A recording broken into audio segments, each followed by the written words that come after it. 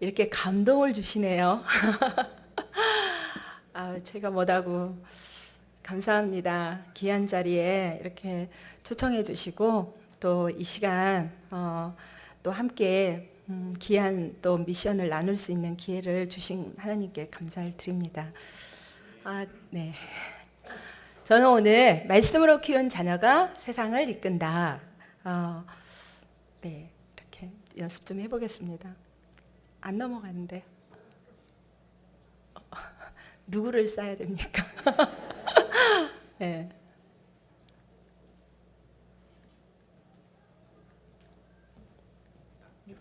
네. 어디를? 이게 켜져 있질 않았네요. 네. 여기만 네. 보시면 돼요. 저도 이제 네, 그런가요? 이렇게. 오른쪽으로. 이런 식으로. 감사합니다. 교회 한번 더 오라는 사인으로 알고. 저는 한 20년 동안 청소년에 관련된 미션으로 이렇게 있었습니다. 그래서 아이들에게 필요한 거면 하나님께서 이렇게 두루두루 배우게 하셨어요. 그래서 학습이면 학습, 비전이면 비전, 진로면 진로. 그러다가 상담도 하게 되고 또 교육 심리도 또 전공하게 됐습니다. 그러는 중에 하브루타를 하나님께서 또 제게 주셔서 또 다른 사명으로 자리매김을 할 수 있도록 이렇게 주셨기 때문에 제가 아마 이렇게 말씀 오늘 드리는 거는 좀 전반적인 그 청소년을 바라보는 또 하나님의 마음으로 바라보는 영혼들을 이렇게 좀 말씀드리는 계기가 되지 않을까 이런 생각이 듭니다. 같이 말씀 읽겠습니다. 시작. 너희는 먼저 그의 나라와 그의 의를 구하라. 그리하면 이 모든 것을 너에게 더하시리라.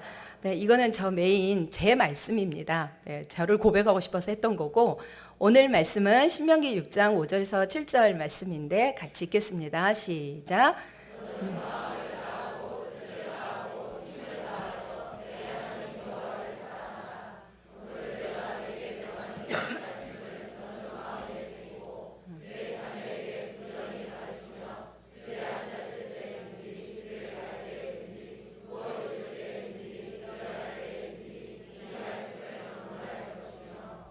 네, 아멘.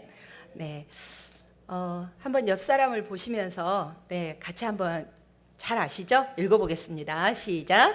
자세히 보아야 예쁘다. 오래 보아야 사랑스럽다. 너도 그렇다. 네, 정말 그래 보이시나요? 네, 충분히 찬양하시고 나서 얼굴들을 뵈니까 그러신 것 같습니다.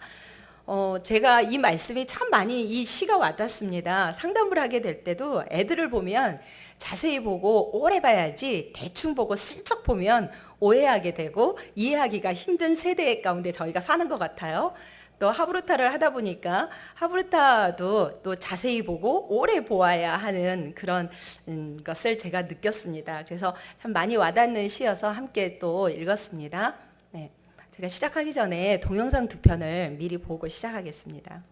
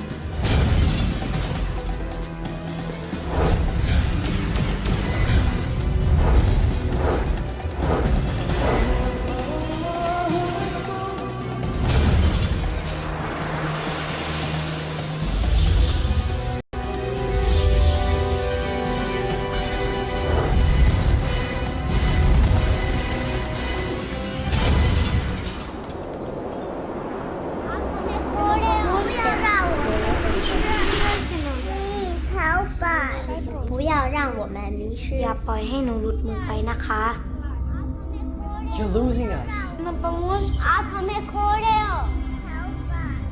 You're losing us. Ви нам допоможете? 倒放我们 우리 이름 먹으면 안돼 Somos la esperanza de la iglesia ได้โปรดช่วยผมนะครับ No nos creen Don't lose us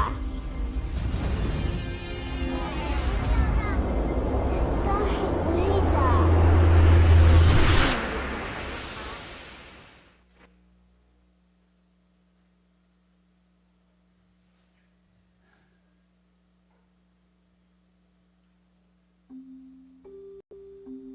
하나의 창이 있습니다. 과연 이 창이 무엇인지 궁금하시지 않나요? 하늘을 보는 그런 창문을 얘기하는 것이 아닙니다. 이것은 어린아이들의 마음 안에서 열릴 수 있는 창입니다. 바로 시간의 창이죠. 왜냐하면 예수님을 영접한 회심들 중 70% 이상이 이 창에서 일어났기 때문입니다. 바로 4살부터 14살 사이. 이때에 예수님을 영접한 사람들이 계속 믿음을 지켜나갈 가능성이 높습니다. 그렇게 놀랄 일만은 아니죠. 예수님도 말씀하셨어요. 당신이 만일 어린아이와 같지 아니하면 당신은 결코 하나님 나라에 들어갈 수 없을 것이라고 말이죠. 자, 이제 중요한 질문을 던집니다. 만일 예수님을 영접하는 결심 중 70%가 4살에서 14살 사이에 일어나는 것이라면 왜 교회들은 평균적으로 그들을 위해 겨우 3%의 자원만을 사용하고 있는 것일까요? 아이들이 예수님께 나왔을 때를 기억하시나요? 제자들이 말하기를 선생님을 괴롭게 하지 말아라. 제자들은 아이들을 깔본 것입니다. 그러나 예수님은 무릎을 꿇고 그 열린 창을 보셨습니다. 열린 마음과 열린 마인드를 보셨고 그들에게 사랑이 필요함을 아셨습니다. 그리고 말씀하시기를 어린아이들이 내게 오는 것을 막지 마라. 왜냐하면 하나님의 나라가 이런 자의 것이기 때문이다. 사실 하나님께서는 성경에서 아이들의 잠재력에 대해 수없이 말씀하고 계십니다. 다윗을 보세요. 그저 목동에 불과했던 아이가 하나님께 선택을 받자 거인을 물리쳤습니다. 어린 사무엘은 어느 날 밤 하나님의 선지자로 부름을 받았지요. 미리암은 어떤가요? 동생 모세를 구출하여 하나님의 백성을 살리는 역할을 담당했습니다. 예수님 자신은 12살 때에 성전의 어른들 앞에서 큰 지혜를 드러내셨지요. 세상은 아이들의 미성숙함과 어리석음을 보지만 하나님은 열린 창을 보고 계십니다. 온유하고 신실한 마음으로 이끄심에 반응하는 그들을 보고 계시죠. 오늘날의 아이들은 우리의 도움을 필요로 합니다. 지구상 모든 아이들의 절반인 10억이라는 숫자가 지구촌 곳곳에서 가난으로 고통받고 있습니다. 반면 선진국의 아이들은 영적인 가난에 시달리고 있습니다. 성경적인 관점에서 본다면 오직 3%의 아이들에게만 생명이 있다고 하네요. 그러나 우리가 희망을 가져올 수 있습니다. 5명 중 4명의 아이가 하나님을 갈망하고 있습니다. 그 아이들이 그분을 발견하도록 우리가 도와줄 수 있으며 하나님이 그들 안에서 보기 원하시는 믿음의 마음을 일깨워줄 수 있습니다. 오늘 우리는 놀라운 기회를 맞이하고 있습니다.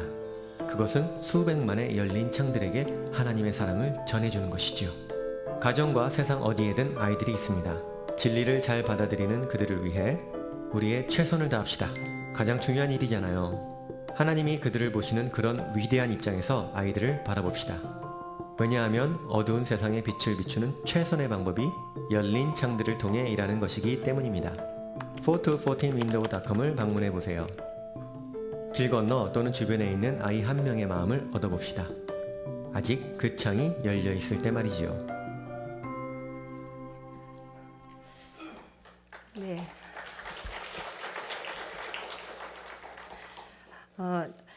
3년 20년 전에 저는 청소년 사역을 지속적으로 하고 있는 중에 하나님께서 제게 참 많은 부담감을 주셨습니다. 그럴 때 한국에 있는 통계에 앞으로 10년 안에 주일학교가 반토막이 난다 이런 걸 주셨고, 또 그걸 계기로 제가 인근의 교회들을 이렇게 주일학교를 또 되돌아보게도 됐거든요. 큰 교회는 부모님들께서 다니시니까 어느 정도 받쳐주는데, 이 작은 교회들은 주일학교 없는 교회들이 상당히 많아졌습니다. 그리고 최근 들어 강주의 주일학교가 1000명인 교회가, 제가 이 이야기를 장로님께 했더니 장로님께서 뒤에 나오셔서 저에게 그러셨어요. 그 사례가 저희 교회입니다. 반토막 났습니다. 468명 출석합니다. 그중에 유치부가 받쳐주니까 그 정도입니다. 그런데 다른 건 변한 거 아무것도 없답니다. 인근의 인구가 변한 것도 아니고 학교 학생 수가 변한 것도 아니고. 그렇다면 우리 아이들은 다 어디로 갔냐라는 거죠. 그래서 우리가 다음 세대들을 잊어버리면 안 되겠다는 거고, 두 번째 영상은 414 운동이라고 혹시 들어보신 분들이 계신지 모르겠는데, 4살에서 14살까지 이때 신앙생활을 했던 사람들의 통계를 봤더니 성인이 됐을 때도 85%가 신앙생활을 지속하더래요. 그래서 지금 한국에서도 이 414 운동을 하고 있습니다. 그래서 이제 저는 이렇게 제가 이 운동의 취지를 알고 이제 있기 때문에 제가 하고 있는 이 선교회를 위해 단체에서 제가 하고 있고요. 네트워크가 돼서 하기까지는 제 역량이 너무 부족해서 거기까지는 제가 네트워크 못 하고 있는데요. 방금 이 나레이션을 하셨던 이송용 선교사님은 많이 극동방송에서 들어보신 목소리이실 거라 생각이 듭니다. 그래서 지금 우리가 다음 세대를 우리가 되찾지 않으면 우리에게 큰 위기가 온다라는 것을 이렇게 보여드린 영상이었고요. 저는 10년도 가지 않는다. 하나님이 제게 일할 수 있는 기회는 10년이 아니라 그보다 더 짧을 수 있겠다. 이런 생각을 하게 됐습니다. 그래서 우리가 정말 우리 자녀들 세상을 리더하는 아이들로 키우기 위해서는 어떻게 해야 되나. 그래서 저는 저 세 가지를 제가 보게 됐습니다. 우리의 신앙교육을 할 때 교회와 가정과 그리고 지역사회와 연계되어지는 이런 신앙교육이 우리 안에 이루어져야 된다. 그래서 그전에서는 교회에서만, 또 가정에서. 그런데 우리의 교육은 가정 따로, 교회 따로, 그리고 학원 따로. 그러니까 아이들은 이 하루의 서클을 이렇게 뱅뱅뱅뱅 돌면서 학교에서 배운 거 학원에서 잊어버리고, 학원에서 배운 거 집에 오면 싸그리 잊어버리고, 그래서 집에 나갔을 때와 똑같은 현상으로 집에 들어오게 되는 이런 현상이 있습니다.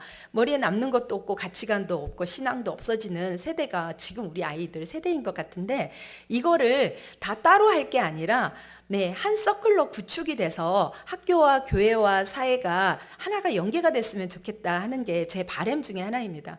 그래서 제발 교회가 그 폐쇄적으로 교회만 이렇게 바라보지 마시고, 우리 아이들을 키우기 위해서 또 국가가, 사회가 어떤 노력을 기울이고 있느냐, 그걸 좀 활용했으면 좋겠어요. 그런데 많은 부모님들은 우리 아이들 학원 보내고 성적 올리는 데만 이렇게 포커스가 되다 보니까 그 외의 것들이 보이지 않고 가치 기준도 떨어뜨리는 현상이 있습니다. 그래서 우리 아이들은 잘 정말 키우기 위해서는 이렇게 잘 연계가 돼서 암만큼 보일 수 있으니까요. 잘 연계가 돼서 아이들을 길렀으면 좋겠다. 그러면 우리 아이들은 세상이 감당할 수 없는 아이들이 될 거라는 그런 마음이 저는 들었습니다. 이 두 가정을 아실 겁니다. 에드워드와 마커스 슐츠 가정을 많이 들어보셨을 거예요. 에드워드 후손은 보니까 거의 900명 가량이 사회에 영향력을 끼치는 자녀들이 되었습니다. 그런데 마크스 슐츠는 똑같은 세대인데, 이 마크스 슐츠는 그때 당시 때 술집을 해서 돈을 엄청 많이 벌었던 그 분인데요. 1000명 정도가 보면 전부 다 사회에 도움을 받거나 사회에 악을 끼치는 자녀들로 후손들이 이렇게 이루어진 걸 볼 수 있는데, 두 가정에 차이가 있어요. 어떤 차이가 있을까요? 보시면 한 가정은 하우스고 한 가정은 홈입니다. 그래서 집에 가서 잠만 자고 밥만 먹고 의식주만 해결하는 가정은 하우스, 건물만 있는 가정이고요. 그런데 내가 조금 애롭고 힘들고 이럴 때 사랑받고 지지받고 위로받고 격려받을 수 있는 것은 또 홈이었어요. 그래서 여기에서 보면 에드워드 가정은 가정이 최상의 학교였던 겁니다. 교육기관의 학교가 아니라 가정이 최상의 학교였고 마크스 슐츠 가정은 의식주만 해결하는 가정이었어요. 근데 지금 한국의 우리들을 바라보면 우리의 가정, 아이들이 집에 오면 어떠나요? 네, 밥만 먹고 아침에 나가고 네, 하루 종일 돌다가 아빠보다 더 늦게 퇴근하십니다. 그래서 집에 오면 또 숙제하고 잠자고 또 아침 되면 또 학교 가고 그래서 우리 애들은 이 가정, 집이 먹고 자는 기능 외에는 안 하는 것을 볼 수 있습니다. 그러면 우리도 시간이 지나면 누구처럼 키워지는 거예요? 우리가 원튼 원하지 않든 네, 마크스 슐츠처럼 키워지는 겁니다. 우리가 이렇게 세상을 따라 키워진다면 우리 아이들도 그렇게 될 거라는 불안감이 있습니다. 그래서 이제라도 정말 우리의 가정이 최상의 학교, 한국 교육을 망치는 게 맡기는 교육이래요. 그리고 다 해주는 거. 두 가지로 우리 자녀들을 망치고 있다. 이렇게 또 다른 분은 이야기를 하고 있습니다. 그래서 맡기지 말고 우리가 우리 자녀들을 책임져 줬으면 좋겠다. 이런 생각이 들고요. 저는 그래서 이 시간에 제가 하브루타가 무엇인지 또 설명도 해드려야 되겠고 또 선교회도 같이 이렇게 해드려야 되는데 두 파트로 되게 다른 데 가면 3시간 이렇게 하는데 1시간 목사님이 마음껏 쓰라고는 하셨거든요. 네. 그렇지만 네, 일반적으로 말하는 하브루타가 무엇인지와 그리고 하브루타 선교회에서 하는 게 무엇인지 두 가지를 오늘 저는 이렇게 나누겠습니다. 지금 하브루타라고 하는 것은 아마 보신 분들이 많이 계실 텐데 강주시 교육 중에 캐치프레이즈 중에 질문인도 교실, 행복한 학교 해서 각 학교마다 질문 중심 수업이라 해서 많은 학교가 연수를 받으셨습니다. 그래서 2015년부터 지금까지 강주 초등학교 150개, 160개 학교 중에 거즘 7, 80개 학교가 하브루타 연수를 학교에서 받으셨고요.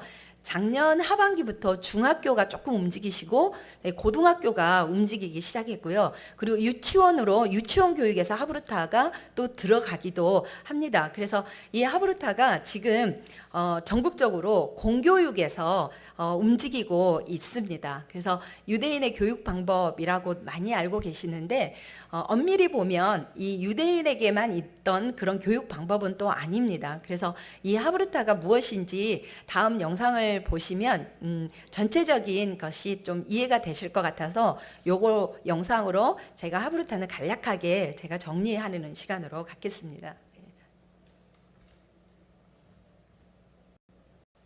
미국 뉴욕에 있는 유대인 명문 종합대학인 예시바 대학교입니다.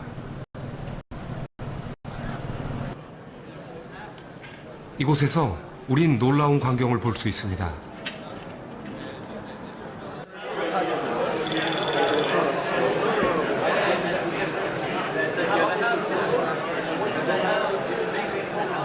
시끄러운 소리로 가득 찬 이 넓은 공간은 다름 아닌 도서관입니다.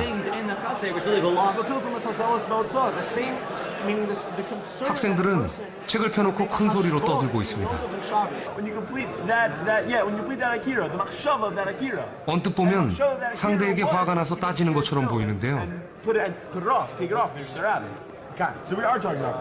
I think so. Fine, so we're talking about Friday. Let's just try to run out of possibilities. We're running out of possibilities. We're gonna What? What are we doing? We're studying. Talmud. You don't seem studying. You're just arguing. Yeah. So the way that it works is it's a unique learning style. Basically, the way it works is you learn in pairs called chavrusas. 학생들은 지금 하브루타 중입니다. Well, traditionally in the Talmud it means having a study partner. The idea is you learn better that way than if you just learn by yourself. 하브루타는 말하는 공부법입니다. I mean, it's true for everything. That speaking out an idea makes it clear for you. Also helps you remember what you're learning. Just teaching it over to someone else. For sure, it's radically different. You know, there's a saying that goes, if you can't, some of us, are, as a favorite is, if you can't say it, you don't know it. If you, a lot of times, you think you know something you think makes sense, then you say it out, it sounds ridiculous, or you say it and you're 유대인은 세계 인구의 0.2%밖에 되지 않습니다. 하지만 역대 노벨상 수상자 중 22%가 유대인이죠. 2013년에는 12명의 노벨상 수상자 중 절반이 유대인이었습니다.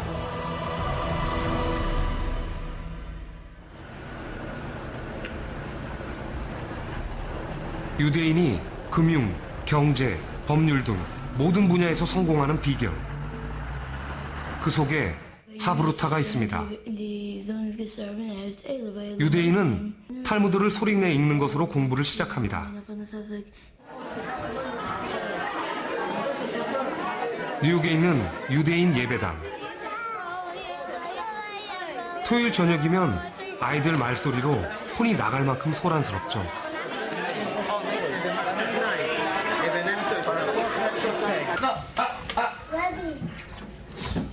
교실도 마찬가지입니다. 짝을 지어 큰 소리로 책을 읽습니다. 모두 하브루타를 몸에 익히는 과정입니다. I don't think this is only good for Jewish people. I think everyone can learn from it.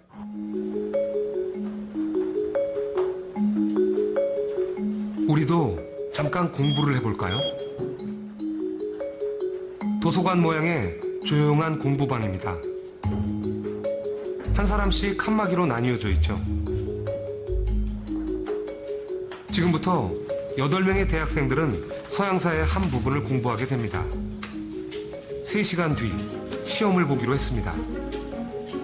학교 시험도 아닌데 꼼짝 않고 열심히 공부하네요. 이렇게 열심히 시험 보려고 해서 옛날부터 시험 보면 막 연도 나오고 무슨 국가 이름 나오고 그런 것들 많이 나오잖아요. 일단 그런 것들 위주로 하고 있어요. 초반에는 형광펜으로, 그러니까 눈에 들어오는 문장 같은 거 형광펜으로 쳐서 먼저 한 번씩 다 읽고요. 그 형광펜 친 거를 쓰면서 노트 정리식으로 공부하고 있어요. 그런데 같은 시간 아래층에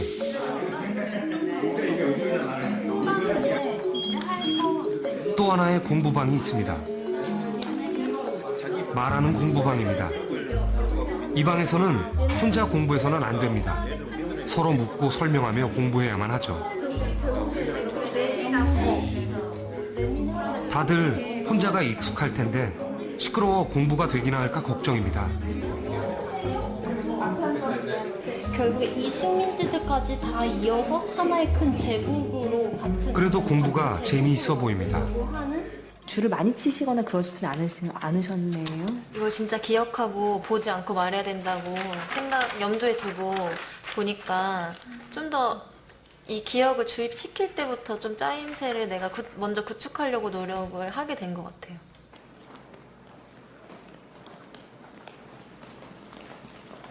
세 시간 뒤 조용한 공부방과 말하는 공부방 학생들이 모두 시험장에 들어섭니다. 시험을 시작을 하겠습니다. 네, 문제지 펼치고 시험 문제 풀어주세요.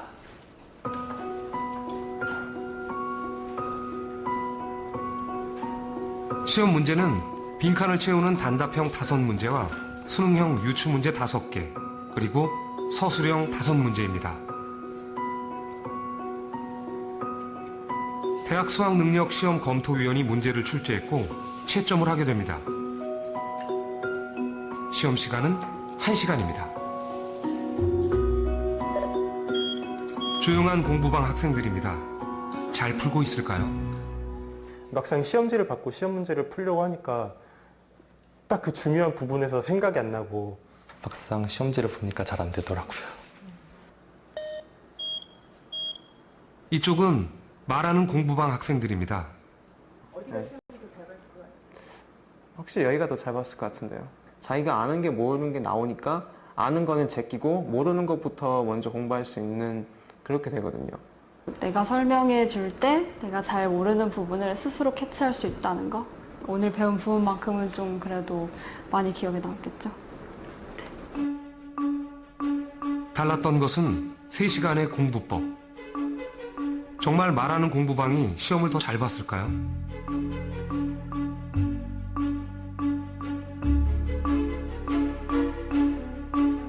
결과는 놀라웠습니다.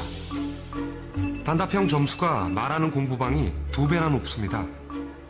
수능형 문제도 더 높은 점수를 받았고 서술형 역시 말하는 공부방이 2배 가까운 점수입니다. 말하는 공부법엔 어떤 비밀이 숨어 있을까요?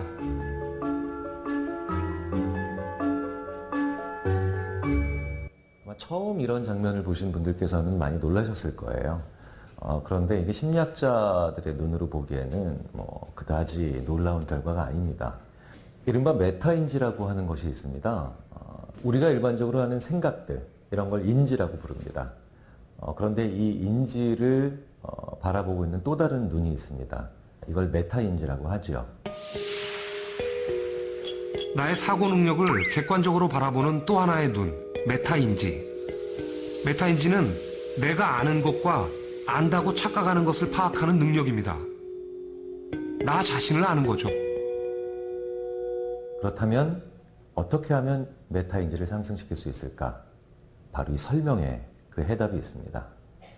설명을 해보면 내가 아는 것과 모르는 것의 구분이 명확해지고, 그리고 내가 알고 있는 지식들이 인과관계, 즉 원인과 결과의 관계를 그리면서 정리가 됩니다. 뭔가를 말로 설명해보면 압니다. 듣기만 하며 지식을 집어넣는 것과는 달리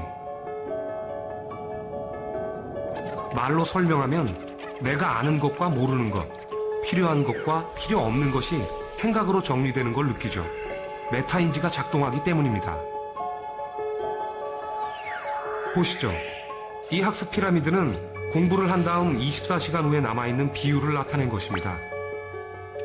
듣는 공부는 5%가 남지만 말하는 공부는 90%가 남습니다. 네. 미국 뉴욕에 있는 다음, 네.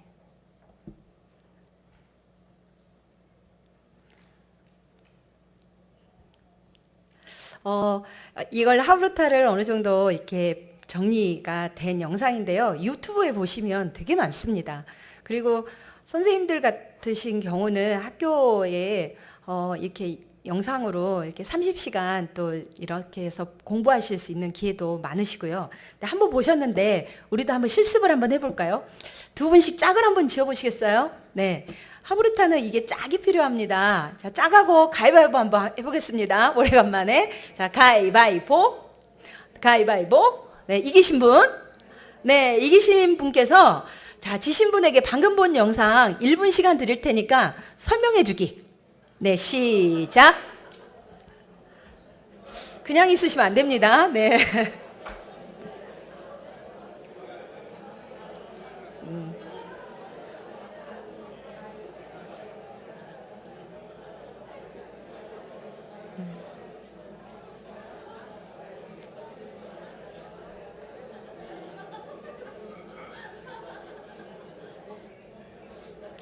자, 무조건 박수.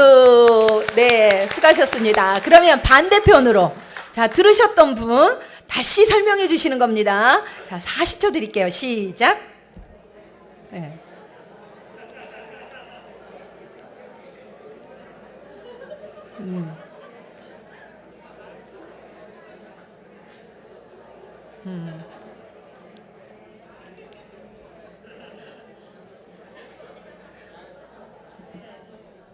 네, 박수. 네. 설명을 이렇게 해보시니까 좀 어떠시나요? 네. 방금 8분 동안 본 거 1분으로 말하는 것도 참 버겁긴 하시죠. 그런데 이 하브루타를 하다 보면 시끄럽습니다. 그런데 이렇게 옆에서 서로 설명하다 보니까 옆 사람 이야기가 들리시던가요? 안 들리시죠? 자, 이거는 뭐냐면 이걸 화이트 노이즈라고 우리가 자기가 집중해서 말하고 있으면 옆 사람 이야기가 안 들려요. 그래서 요즘 애들이요, 도서관에서 공부 안 합니다. 어디서 하나요? 네, 초등학생들도 카페 가더라고요. 그래서 아이들은 그런 데서 더 잘 공부가 된다, 이렇게 이야기를 하고 있는데요. 자, 저기에 그건 유대인의 방법이지 않습니까? 라고 UBS PD가 얘기를 하니까 그럼 우리도 한번 해봅시다. 그래서 전성수 교수님께서 현 대학생들을 그냥 무작위로 뽑아가지고 두 파트로 나눠서 조용하게 공부하는 팀, 또 시끄럽게 공부하는 팀을 이렇게 나눠서 평가를 했더니 모든 것에 있어서 2배 정도 저렇게 차이가 난 것을 볼 수 있어요. 조용하게 공부하는 학생들의 인터뷰를 보시면 이 학생들, 두 학생 다 참 희한하게 막상이라는 단어를 쓰더라고요. 네, 막상이라고 말 먼저 한번 해보세요. 그러면 반드시 뒷말이 꼬리가 내려앉아요. 그래서 조용하게 공부하면 왠지 모르게 자신감도 떨어지고 그리고 알고 있는 것도 갑자기 헷갈리게 되고 그런데 똑같은 시간인데 말하는 공부방 학생들은 좀 어떤가요? 인터뷰를 딱 했더니 네, 자신감이 넘치다 못해 약간 건방지트로 얘기하죠. 여기가 더 잘 봤을 것 같은데요. 그러면서 아는 건 제끼고 모르는 거 막 이렇게 얘기를 합니다. 그러면서 말하는 공부방에 저 효과가 2배 정도 있다라는 것을 제가 2014년 겨울에 저하고 이제 교장 선생님, 초등, 고등 교장 선생님하고 수석님하고 저희가 5분 강의를 들으러 갔습니다. 그래서 저걸 딱 보신 교장 선생님께서 야, 나도 우리 학교에 가서 당장 하브루타를 해야겠다. 그리고 선생님들께 이렇게 공표를 하셨어요. 그러면 선생님들이 좋아하실까요? 안 좋아하신대요. 또 우리 교장 선생님 어디 가서 뭘 배우셨군. 이렇게. 그래서 이것도 마찬가지로 교회에서 목사님이 막 들으시고 당장 네, 이번 주부터 하브루타를 하시겠습니다 하면 처음엔 따라다가 나중에 교회를 떠나는 교인들이 있는 아픔을 피드백을 받았습니다. 그런데 이제 이 교장 선생님께서 3년을 정말 차근차근 하셨어요. 그래서 그 아이들 시골 학교인데도 불구하고 학생 수 받는 거에 문제가 없습니다. 그리고 지금은 전국에서 그 학교를 주목하고 있고요. 그 학교에 최근 들어서 그 법무부 교수님들 6분이 오셔서 거기에 참관 수업을 보고 가시기도 하셨고요. 그리고 최근에 3일 회계법인이라고 저는 잘 몰랐어요. 근데 그 학교가 조선일보에 나온 게 있어갖고 3일 회계법인에서 또 연락이 와가지고요. 회계법인에서 강주에서 우리나라에서 제일 큰 곳이라고 하는데 저희가 그 회계법인 안에 사내 강사 100명인데 2번 제가 가서 저희 그 협회 이사님하고 같이 거기에서 강의를 했고 6월 또 3번째 강의가 이렇게 잡혀 있습니다. 그래서 더 이상 이 하브루타가 이제는 교육에서만 이루어지는 게 아니라 기업에서도 대학, 법무부에서도 관심을 갖고 있는 게 지금 우리나라의 현 모습이기도 합니다. 그래서 유대인들은 굉장히 말에 관련된 것을 좋아하더라고요. 그래서 말을 해보면 내가 아는 것과 모르는 거를 어쩐다고요? 네, 구별할 수 있다는 겁니다. 그래서 설명을 해볼 때 우리가 메타인지가 발동이 된다 이렇게 얘기를 하거든요. 그러면서 그 학습 피라미드를 이렇게 보여주셨어요.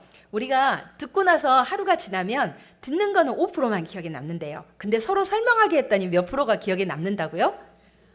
네, 혹시 앉아 계신 우리 성도님들, 목사님 오늘 설교 생각나시죠? 아직 하루가 안 지났거든요. 네. 그런데 저번 주 설교 생각나시나요? 대단합니다. 네. 여기에 계신 분 중에 설교가 가장 많이 생각나고 남으신 분은 누구일까요? 당연히 목사님이시죠. 네, 목사님은 설명하시니까. 그래서 학교에서도 늘상 아이들은 들으니까 5%, 또 이 반에서 설명하고 저 반에서 설명하고 돌아다니면서 설명하시는 선생님들은 몇 프로? 90%. 그러니까 선생님은 똑똑할 수밖에 없어요. 그러면서 그러시는 거죠. 내가 지금 몇 번째 설명하는데, 네, 아직도 몰라. 이렇게. 그런데 이거를 한번 바꿔보자는 겁니다. 네. 아이들이 설명하는 기회를 주고, 그리고 선생님은 듣고. 이게 교육에 있어서의 대변혁 같은 일들이 지금 일어나고 있는 중입니다. 잠깐 현실로 가보면 지금 우리나라가 학교 밖 아이들이 5만 명, 6만 명 정도고요. 강주 시내만 해도 몇 년 전에 통계가 5천 명 정도 중고등학교 아이들은 학교를 안 갑니다. 대낮 시간에. 그럼 얘네들이 어디를 가겠어요? 네. 가정에 있는 아이들도 있겠고 대다수의 아이들은 정상적인 대낮 시간에 돌아다닙니다. 그래서 지금은 교육부에서 학교만 공식 학교만 공교육만 인정을 하는 게 아니라 대안학교도 그전에는 굉장히 우습게 봤던 대안학교들을 인정해 주기 시작을 했고요. 그리고 지금 청소년 기간마다 이런 학교 밖 아이들에 대한 대책으로 뭐 광산구 같은 경우도 별별학교 이렇게 운영하고도 있습니다.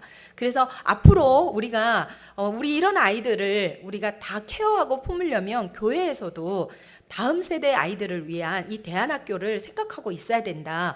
이런 말도 있고 어떤 교회에서는 우리의 목표는 다음 대안학교다라고 이야기를 하신 분도 있습니다. 그래서 이 여러 사회적인 차원과 여러 가지의 차원에서 지금 우리의 교육은 변해야 되고 이 변하는 차원이 아니라 이 혁명적이어야 된다라고 다 얘기를 하고 있는데 안 변하는 데가 있습니다.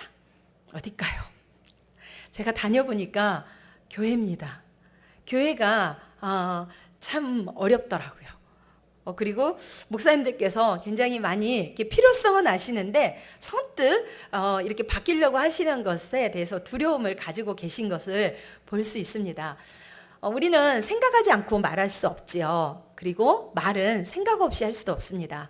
그리고 말이 생각을 부르고요. 또 생각이 생각을 부릅니다. 그래서 이 자리에 앉아 계시면서 들으시는 것은 아마 이 시간 끝나고 나 뭐 해야지 하면서 두 가지를 동시에 하시면서 아마 들으실 거예요. 근데 말하는 사람은요. 생각 없이 말할 수 있을까요?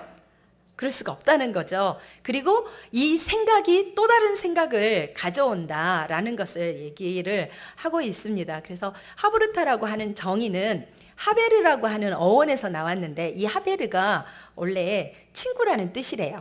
그래서 짝과 함께 하고 이 하브르타 정의를 한국형으로 만들었습니다. 그러면 이거 한번 같이 한번 읽어보시겠습니다. 시작. 짝을 지어 질문하고 대화하고 토론하고 문제하는 거. 한 번만 더 읽겠습니다. 짝을 지어 토론하는. 네, 이건 하브르타의 뜻이라고 이렇게 얘기를 하고 있습니다. 그래서 이 짝은 학교 가면 옆짝 될 수도 있겠고요. 이게 짝토론. 같이 있으면 모둠 토론도 될 수 있고요. 가정에서는 누가 짝이겠어요? 부모님과 짝이 될 수도 있습니다. 그래서 또 우리 성도님과 또 목사님이 짝이 될 수 있습니다. 그래서 대화를 하는데 매개가 뭘 가지고 하자? 질문을 가지고 하자라고 얘기를 하는 겁니다. 그래서 이 질문 중심이라고 하는 것은 굉장히 지금 이슈화가 되고 있습니다. 가장 큰 우리한테 핫 이슈 중에 하나가 오바마 대통령이 2010년에 한국에 왔을 때 한국 기자들에게 혹시 보신 분 있으신지 모르겠어요. 자, 뭐라고 하셨나요? 질문 있습니까? 네, 그러니까 한국 기자 대답했을까요? 한 기자도 대답을 못했어요.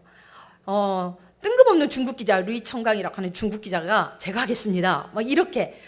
그래서 오바마 대통령이 간 그 자리에 한국 기자들은 연예부 기자, 스포츠 기자는 아니었을 겁니다. 굉장히 베스트 오브의 베스트들의 기자인데 질문 한마디를 못한 겁니다.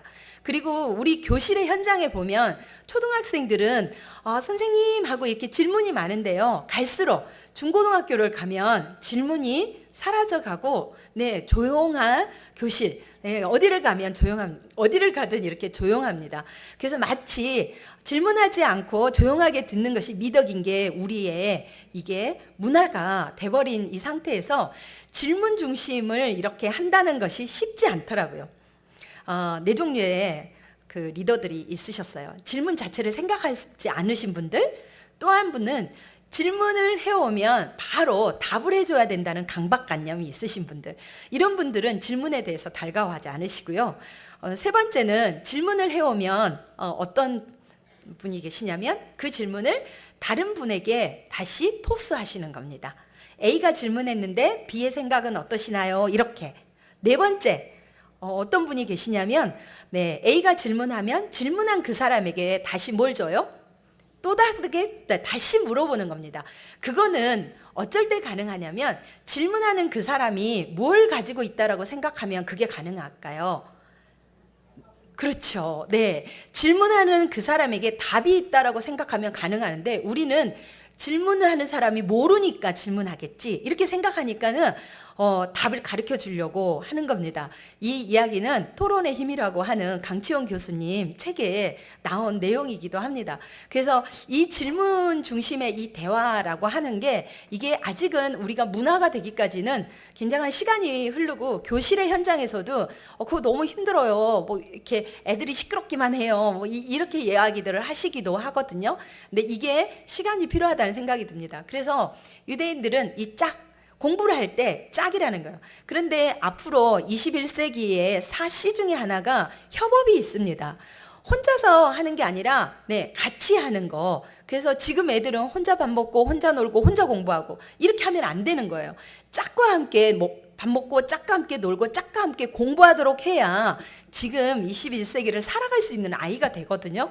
그래서 이 짝을 만들어주는 거, 우리는 이제 좀 있으면 친구 만들어주는 거, 이런 게 필요합니다. 그래서 하브루타는 이 짝과 함께 하는 이 대화를 이렇게 얘기를 하고 있습니다. 유대인들의 사고인데요. 맞다고 셰프라고 하는데 내 생각은 어때? 왜 그렇게 생각해? 라고 많이 들어보셨을 거예요. 자, 이것도 한번 따라 한번 해보시겠습니다. 같이 읽겠습니다. 시작. 내 생각은 어때? 왜 그렇게 생각하니? 한 번만 더요. 내 생각은 어때? 물어봐 주는 겁니다.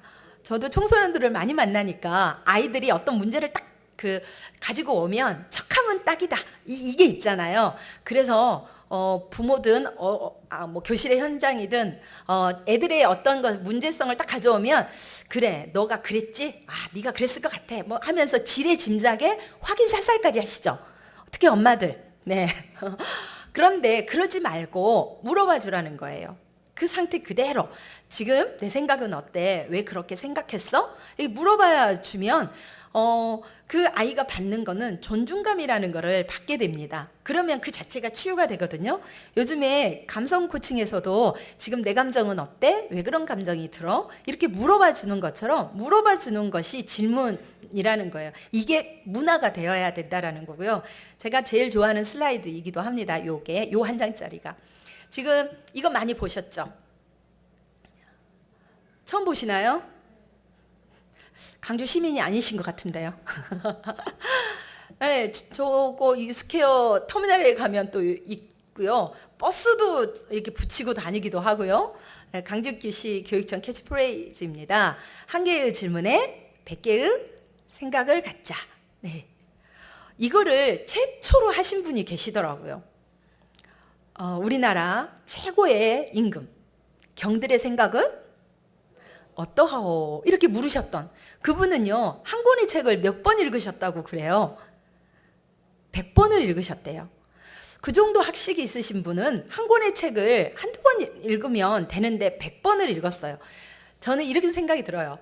100가지의 생각을 가져가시면서 읽으셨다고. 근데 그런 분이 묻습니다. 심지어 노비에게도. 경들의 생각은 어떠하오? 네가 안가 모른가 보자. 하고 이렇게 물었을까요? 아니에요. 인간에 대한 존중함이 없으면 물을 수가 없습니다. 누군가에게 물어봐 준다라고 하는 거는 정말 관심입니다. 관심은 사랑이고요. 그래서 이게 질문이라고 하는 게 참 묘한 그 매력이 있습니다. 일단 이게 교육의 현장에서 한 개의 질문에 100개의 생각을 갖게 하자.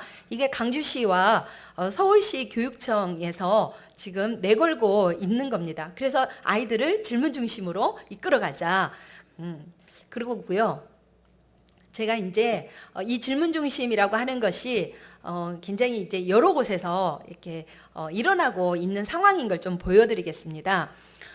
최근입니다. 최근 이 공교육에서 질문 중심으로 이렇게 하다 보니까 이제는 사교육에서도 들썩들썩합니다. 강남의 대치동에 서로 가르쳐주는 학원, 네, 하브루타 학원, 이런 학원들이 강남에서 나왔다라고 이 신문에 실렸던 거고요. 또 하다못해 밑에 누구로 보이세요?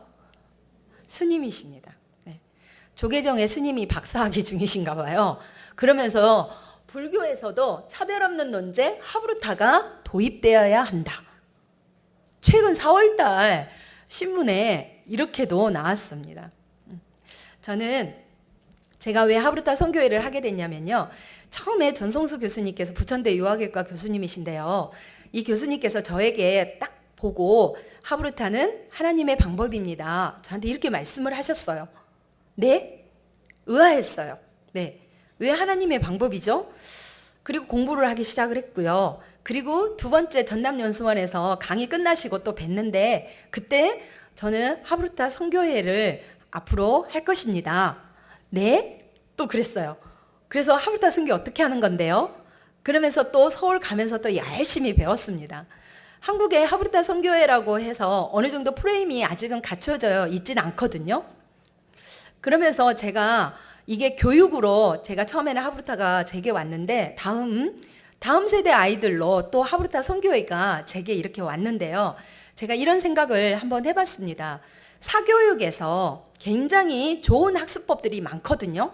온동현 박사님도 5차원 학습법, 그리고 혹시 교회 쪽에서는 아실지 모르겠지만 사사학교, 굉장히 좋은 학교, 꿈의 학교, 이런 학교들이 그래도 교회 쪽에서 알고 계시는 학습법인데 이런 학습법들은 공교육으로 된 적이 없었어요. 그런데 하브루타는 이미 공교육에서 다 알려주는 거예요. 그런데 이게 예전에는 교회가 사회와 교육을 이끌어 가셨단 말이에요. 그런데 이제는 따라가기도 바빠요. 그러면서 이렇게 공교육에서 하브루타를 받쳐주고 있는 건 저는 기회다라고 생각이 들었어요. 기회다. 네. 왜냐하면 교육에 우리나라의 모든 부모가 포커싱이 되어 있어요. 그러면서 전성수 교수님께 하나님께 응답 기도 받으신 게 두 가지래요.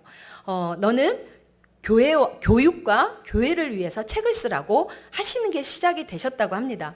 그래서 공교육이 움직여주고 있을 때 교회에서 하브루타를 도용해서 우리 교회학교 아이들을 길러내 주는 거, 이거는 기회다라고 저는 생각이 들었습니다. 그런데 이제 교회에서는 여러 가지 자충우돌이 좀 생기기도 하더라고요. 왜냐하면 하브루타, 유대인, 그러면 유대교 이렇게 생각하시고 이건 하나의 방법론인데 그래서 아닙니다. 이렇게 하시는데요. 지금 보셨잖아요. 불교계 작년에는요. 극동방송에 있는 제 지인이 부장님 중에 한 분이 제게 카톡을 하나 보내왔어요. 신천지에서 하브루타 교육하고 있는 노트를 찍어가지고 신천지가 또 하브루타를 공부하고 있습니다. 그리고 제가 학교 연수를 가면 굉장히 북구 쪽으로 연수를 갔을 때 굉장히 열심히 하시는 수석가 선생님이 계셨어요.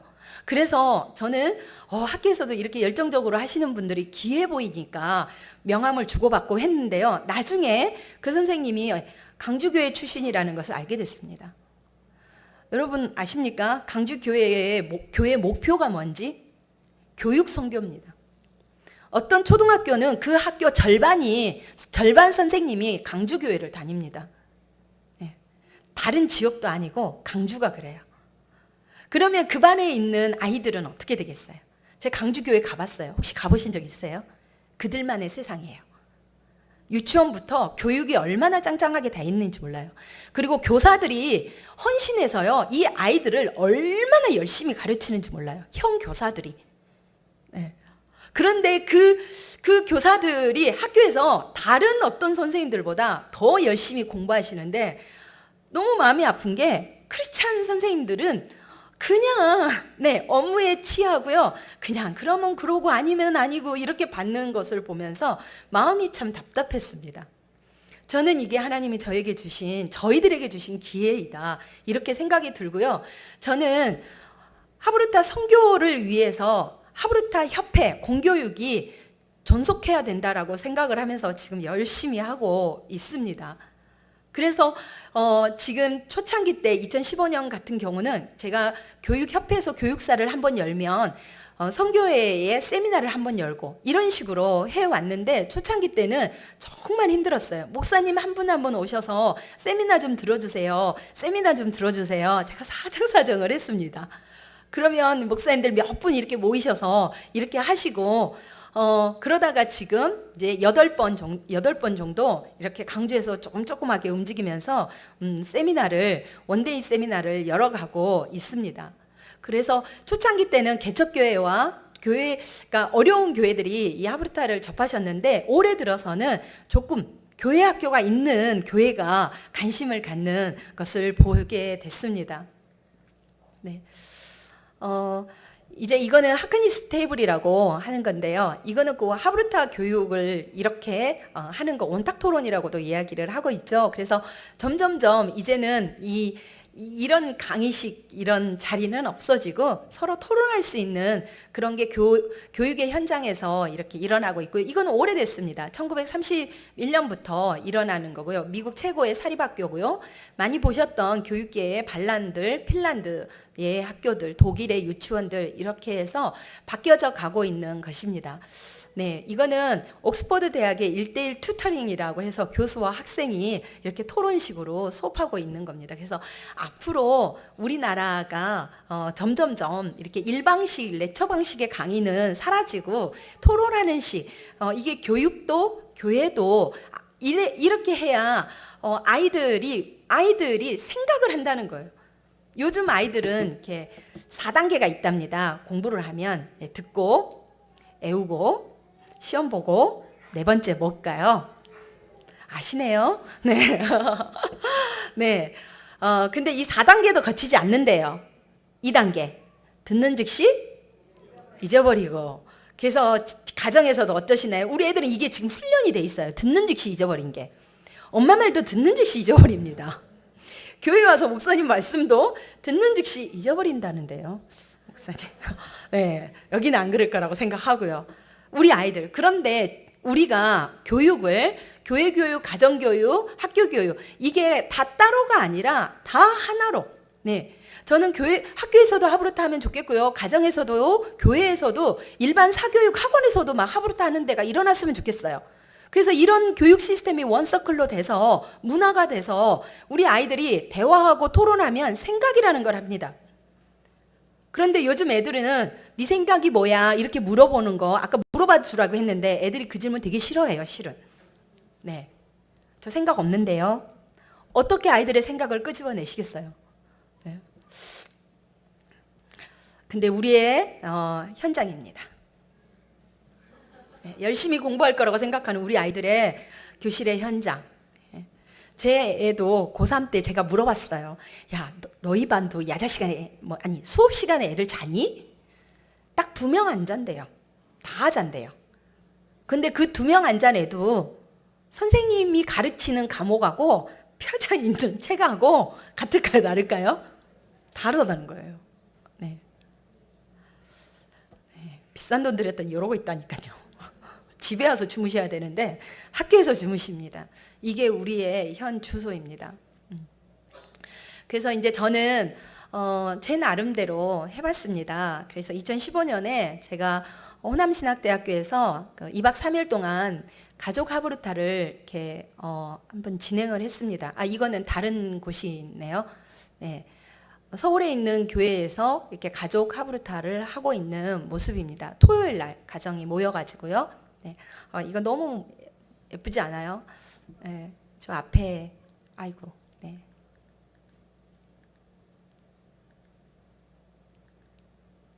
보니까 장로님하고 주일학교인 것 같아요. 네. 충분히 하실 수 있습니다. 네, 가정의 이런 모습입니다. 네. 그래서 이제 저는 성경 세미나를 처음은 한 3일 과정으로 했었고요. 그리고 이제 3기에서 7기 과정을 이렇게 진행을 하고 있습니다. 그냥 힘이 없는데 혼자서 뽀짝뽀짝 이렇게. 근데 지금은 조금 같이 함께 하시는 분들이 네트워킹이 돼서 얼마나 감사한지 모르겠습니다. 원데이 세미나를 끝나고 나면 실제 연습을 해봐야 되거든요. 그래서 저희가 처음에는 8주 동안 2시간씩 매주 모여서 이 성경 말씀을 가지고 질문을 만들고 토론하는 것을 실습을 했고요. 지금은 초급반, 중급반, 고급반으로 나눠서 지금 실시되고 있고요. 그 다음에 성경 공부를 합니다. 룻기와 창세기 성경 공부를 진행하고 있는데 저는 여성분들하고 룻기 하기가 참 좋더라고요. 그리고 룻기가 짧지만 굉장한 많은 것들을 포함하고 있어서 6회 만남으로 룻기를 가지고 하브르타 성경 공부를 하고 있습니다. 되게 좋아하십니다. 그리고 말씀을 할 때 너무 적극적이고요. 이 하브르타를 하게 되는 것의 큰 장점은 이게 말문도 터지고 생각도 터지면서 뭐하고 연결이 되냐면요. 실천하고 연결이 된다는 거예요. 사람은 자기가 스스로 생각하고 말하는 대로 뭐 하게 돼 있냐면 행동하게 돼 있어요. 그런데 누군가에 의해서 주입이 된 거는 행동하지 않습니다. 듣는 거는 말씀이고 교육이고 이거는 행동과 굉장히 거리가 먼 것 같아요. 근데 스스로 말하고 스스로 생각하는 거는 반드시 행동하게 돼 있더라고요. 진행하고 있고요. 그리고 가족 캠프 2015년에 호신의 티브라운 8층 그리고 그 기숙사 빌려가지고 그때 가족 캠프를 한번 열어봤습니다. 그리고 작년에 여름 성경학교를 저희가 열었고요. 유치부, 초등부로 이렇게 열었는데요. 한 선생님당 이게 질문하고 대화하고 이렇게 해야 되기 때문에 이 그 한 모둠에 많이 들어갈 수가 없습니다. 그래서 7명, 많으면 10명. 그래서 선생님과 보조 선생님이 반드시 있어야 되고요. 이 여름 성경학교를 하고 나서 너무 감동스러웠던 게 뭐냐면요. 저희가 숙박을 안 했거든요, 처음에. 근데 첫날 온 아이들이 이틀째 날 단 한 명도 안 빠지고 왔다는 거예요. 요즘 애들 말 듣나요? 안 듣죠. 단 한 명도 안 빠지고 왔어요. 아, 말씀으로 우리 아이들을 이렇게 성경 공부 이게 캠프를 진행할 수 있구나. 그러면서 저희 모두에게 감동이었습니다. 마치 저희 어렸을 때 성경학교를 가는 그런 느낌. 요즘에 교회 성경학교가 굉장히 이벤트와 프로그램화, 재미 이런 위주로만 흘러가는데 말씀이 움직이는 그런 여름 성경학교가 됐습니다. 인원은 50몇 명, 스태프들이 다 해서 17명. 그래서 저희 특징은 물반 고기반이라고. 네. 그리고 2월달에 올해 2월달에 겨울 성경학교도 열었습니다. 이제 이때는 거좀 이제 한 80명, 88명 정도? 네, 88명 스텝 합해서 이때도 물반 고기반 이렇게 헌신하신 분들 이렇게 오셨고요. 또 전국에서 어떻게 하는지 공부하겠다고 오신 분도 있어요. 근데 여기에 있는 아이들이 어디 한 교회가 통째로 온 게 아니고요. 1명, 2명, 1명, 2명, 3명, 4명 주일학교 있는 그런 교회에서 아이들이 와서 모인 애들입니다. 저는 이 아이들이 씨앗이라고 생각이 들고요. 그리고 이 아이들이 여름 성경학교 때 온 애들이 그대로 또 이 아이들이 이렇게 왔습니다. 그리고 이때 가정은 3일 가정으로 저희가 진행을 했고요. 좀 감동스러웠던 거 뭐냐면 강화도에서 13명이 왔어요. 북한하고는 2km. 네. 그런데 여기하고는 여기가 어디라고 강화도에서 아이들이 애들에게 어떤 한 분의 사모님이 애들아 우리 지금 이렇게 하고 있는 이 하브르타 이 성경 공부 이거 저기 성경학교가 전라도 강주에서 열린대 혹시 너희들 갈래? 이렇게 물었더니 이 13명 아이가 다 간다고 손을 든 거예요. 제가 그 말에 감동이 돼서 저희가 숙박은 안 했거든요. 사모님 무조건 애들 데리고 오세요. 책임질게요. 그랬어요. 그 애들은 서울 이상을 나가본 적도 없고 특히 강화도 아이들이 다 결손 아이들이었어요. 거즘. 네. 근데 이 아이들 영혼에 말씀을 찾기 위해서 이 거리가 뭐다고 여기를 오신 거예요. 강화도에서 한번 나오는 게 보통 일이 아닌데 그런 은혜가 있었습니다. 그래서 겨울 성경학교를 이렇게 진행하고 있고요. 올 여름에 7월 31일부터 8월 2일까지도 또 동일하게 여름 성경학교를 지금 이제 진행을 하려고 하고 있습니다. 그래서 지금 받고 있고요. 또 창원에서 15명 주일학교 아이들 데리고 목사님이 오시겠다고 그렇게 연락이 와서 전국에서 조금씩 이렇게 움직이고 있고 저희가 헌신하고 계시는 메인 선생님들은 교회가 다 다릅니다. 목사님, 사모님, 전도사님, 평신도, 또 집사님, 권사님 다 다른 이분들이 이 영혼에 대한 이 마음을 품으신 이분들이 모여서 귀한 시간 내주시고 자원봉사 하시면서 이분들은 하브르타 교육협회 40시간 교육을 받으시고 선교에서도 계속해서 성경 공부를 하고 계시는 분들이에요. 아주 귀하신 분들인데 이분들이 헌신해주고 계십니다. 그러면서 또 다른 감동, 본인들이 헌신하고 또 헌금하고 이렇게 하시면서 진행되고 있습니다. 그래서 올 여름에도 저희가 여름 성경학교를 또 동일하게 진행을 하려고 합니다. 또 다른 곳에서 하고 있는 것인데요. 우리가 극동방송 혹시 화요일 날 아침 9시부터 10시까지 자녀와 함께 성경 공부하는 거 프로 들어보신 분 계신가요? 네. 이성용 선교사님께서 초원이, 희원이, 애원이 데리고 나와서 하시죠. 하브르타 방식입니다. 말씀을 아이들과 함께 읽고, 자, 초원아 궁금한 게 뭐 있어? 물어봐 주잖아요. 아주 자연스럽게. 그래서 이성용 선교사님께서 지금 강주에서 귀하신 분입니다. 두 부부가 카이스트를 나오시고 몽골의 이용규 선교사님과 같이 사역을 하시다가 인도네시아 선교를 가셔서 안식년에 잠시 머무르셨다가 강주에 지금 하나님이 붙잡아 놓고 계셔요. 그래서 처치 홈스쿨링을 하고 있습니다. 아까 414 운동의 멘트를 이성용 선교사님이 하셨어요. 다음 세대를 살리시기 위해서 이성용 선교사님이 굉장히 노력하고 계신 아주 귀하신 분이 강주에 계시고요. 이분이 하시는 그 방식이 하브르타이십니다. 이성용 선교사님이 저희가 원데이 세미나 3기 세 번째 할 때 오셔서 들으셨고, 이미 이분은 워낙 되신 분이어서 잘 하십니다. 그래서 자녀들과 함께 가정에서 성경 공부를 하는 거는 그 선교사님이 하시는 걸 잘 들으시면 이해가 되실 거란 생각이 듭니다.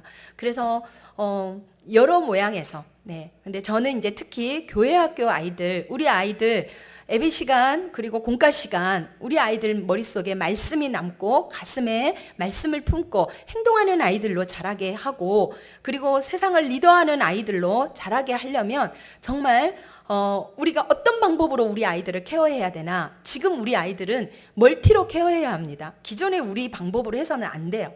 그래서 우리 아이들을 좀 이해해 주시고, 우리 아이들이 좋아하는 방법, 그리고 우리 아이들이 좀 역동적일 수 있는 방법으로 접근했으면 좋겠다. 저는 그 방법이 하브르타라라고 그렇게 생각이 듭니다. 그래서 관련된 책들은 되게 많습니다. 네, 자, 마지막 영상입니다.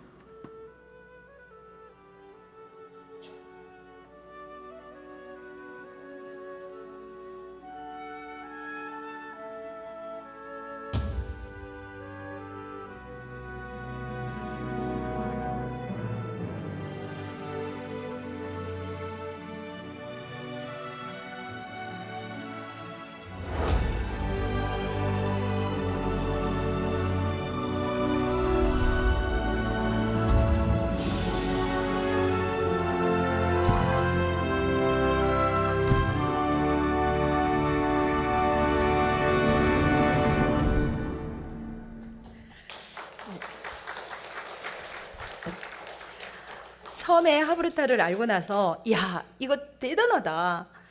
학교에 교장 선생님이 알면 좋겠다. 그렇게 생각을 했습니다.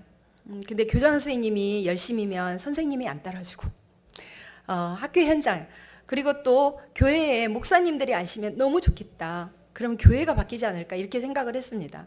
근데 나중에 제가 생각이 바뀌었어요. 어떤 분들을 보면서 한 영혼을 사랑하는 단 한 사람, 하나님한테는 이분이 필요한 것 같습니다. 프로그램도 아니고, 그래서 정말 아이들의 이 영혼을 놓고 가슴 아파하고 눈물을 흘리고 기도하시는 그 단 한 사람이 있으면 하브르타가 아니어도 다른 도구로도 가능할 거라고 생각합니다. 그래서 저는 교실에도 또 교회에도 가정에도 이 단 한 사람이 필요한 시대 속에 저희가 살고 있다고 생각하고 우리 모두가 그런 시대적인 부름 앞에 다 서 있다라고 생각이 듭니다. 그래서 열린 베델교회 귀한 성도님 한 분 한 분들이 다들 이런 분들이 되셨으면 좋겠습니다. 제가 운동가는 아닌데요. 한국 교육을 바꾼다 그러면 저 세 줄 딱 읽는 겁니다. 네, 준비되셨죠? 한국 교육을, 교회 교육을 바꾼다. 누구부터요? 언제부터요? 네, 무엇을 가지고요? 네, 그래서 우리 한 사람 한 사람들이 하나님 앞에 그렇게 쓰임 받으셨으면 좋겠습니다. 감사합니다. 네.